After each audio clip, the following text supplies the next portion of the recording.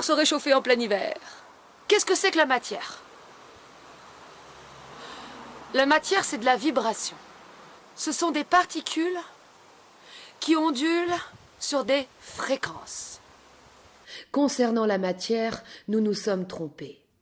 Ce que nous avons appelé matière n'est que de l'énergie qui a ralenti sa vibration afin d'être perceptible par nos sens. Il n'y a pas de matière. Tout vibre à des niveaux particuliers. Albert Einstein. Ce qui signifie que tout ce que nous percevons du monde physique, ce sont des ondes vibratoires qui ondulent à des fréquences particulières. Chaque élément qui compose ce monde a sa fréquence particulière, comme chaque émission radio a sa fréquence radio. Mais qui dit vibration et qui dit fréquence dit son. Pour qu'il y ait une fréquence, une ondulation, il faut qu'il y ait un son. Donc ça veut dire que la moindre chose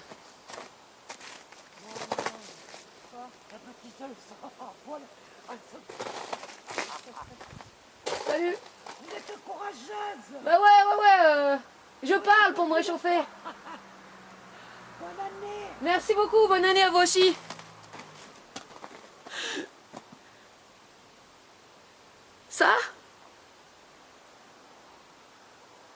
Ça émet une fréquence.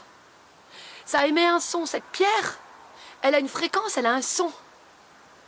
Et si je tends bien l'oreille, eh ben j'entends rien, parce que je suis dur de la feuille. Mais si j'avais une oreille un peu plus développée, j'entendrais le son qu'elle émet. Oh, tu m'entends? C'est moi la pierre! Même cette branche, elle émet un son. Moi, j'émets un son parce que je parle. Mais si je me tais, je continue d'émettre un son.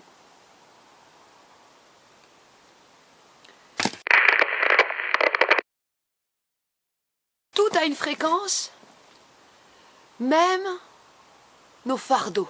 Même nos regrets, nos hontes, notre culpabilité ont une fréquence.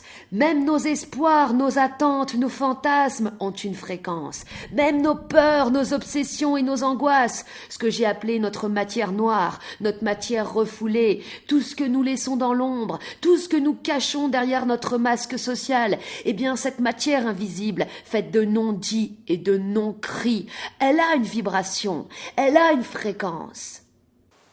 Quand tu as capté que la matière, c'est de la vibration, que tout émet une fréquence,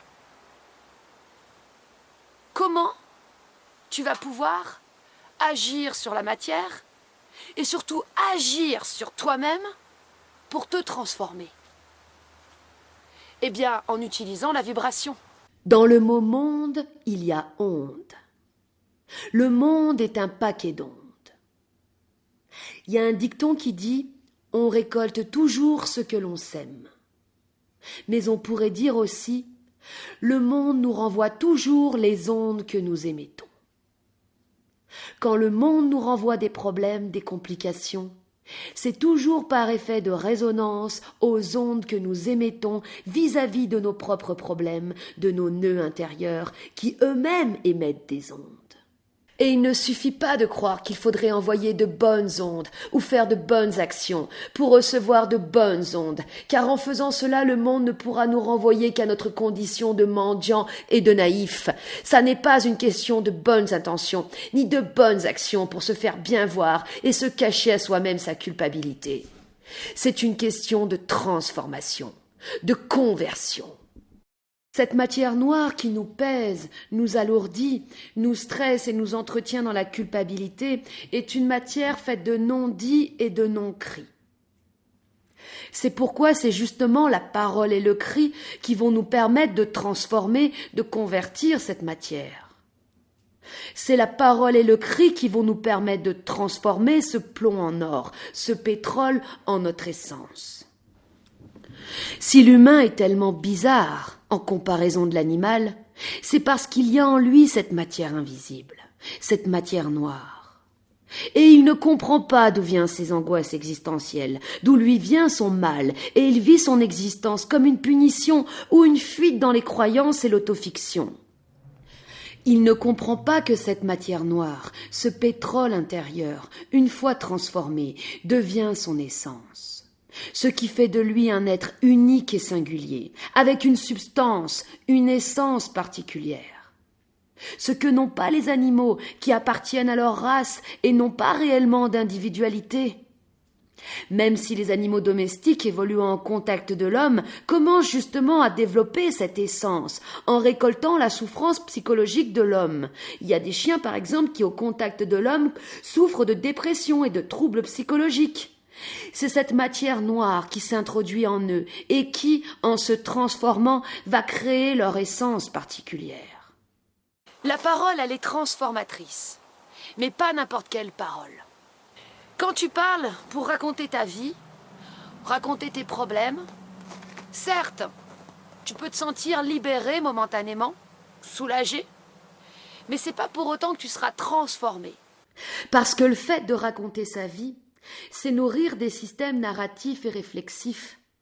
C'est s'enfermer dans des histoires, c'est s'enfermer dans des souvenirs, c'est s'enfermer dans des systèmes, c'est tourner en rond, c'est nourrir son propre enfermement, comme si nous étions les personnages prisonniers d'un film, de notre film auto-créé inconsciemment.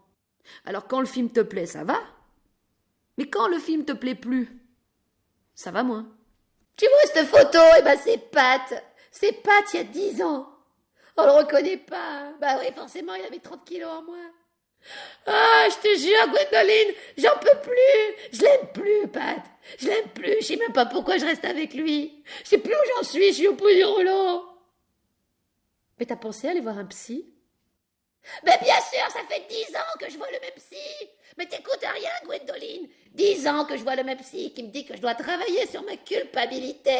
Parce que c'est à cause de ma culpabilité que j'arrive pas à quitter Pat. Mais je comprends même pas ce que ça veut dire la culpabilité, moi. Moi, je reste avec lui parce que ma vie, c'est avec lui, parce que j'ai trop peur. Comment je pourrais m'en sortir sans lui? Mais en même temps, je l'aime plus. La parole, elle est non pas seulement libératrice, mais transformatrice. À partir du moment où la personne va exprimer ce qu'elle ressent, ce qui se passe au-dedans d'elle. Quand tu exprimes ce que tu ressens à l'instant T, t'es dans le présent. T'es plus dans la narration. T'es plus dans les histoires. T'es plus dans la réflexion. T'es dans l'expression directe de l'intérieur vers l'extérieur.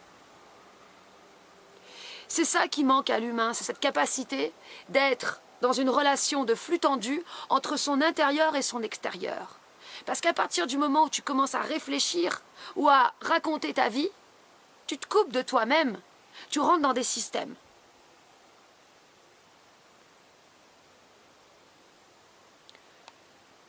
Le cri, c'est transformateur. Ça n'est pas seulement, uniquement libérateur. Souvent les gens se disent « ouais c'est cool, je vais crier, ça va me faire du bien, ça va me libérer ». Plus que ça va te transformer. On ne résout pas le problème de la culpabilité par le biais de la réflexion, de l'analyse, de la pensée, parce que plus tu réfléchis, plus tu penses, plus tu analyses, plus tu nourris et alimentes ton problème, plus tu fais grossir ton nœud, plus tu épaissis ta matière noire.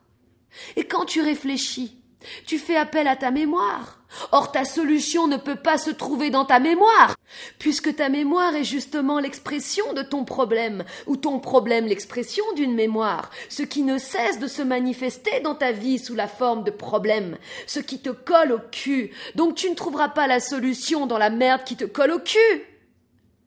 Crier, c'est brûler intérieurement. Toutes les merdes qui nous collent au cul, sans s'emmerder à essayer de comprendre la raison du pourquoi il y a ces merdes qui nous collent au cul, parce que merde, on n'a pas que ça à foutre.